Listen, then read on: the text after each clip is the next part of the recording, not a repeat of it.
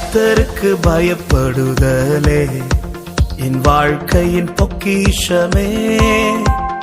கர்த்தருக்கு பயப்படுதலே என் வாழ்க்கையின் பொக்கிஷமே.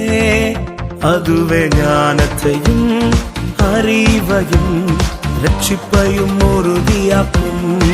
என் வாழ்வில் ஞானத்தையும் அறிவையும் ரட்சிப்பையும் உறுதியாக்கும். சாலமோன் கர்த்தருக்கு பயந்தான், ஞானத்தால் நிரப்பினாரே. உலகமே வியந்து பார்க்கும் ராஜாவாய் மாற்றினாரே. சாலமோன் கர்த்தருக்கு பயந்தான், ஞானத்தால் நிரப்பினாரே.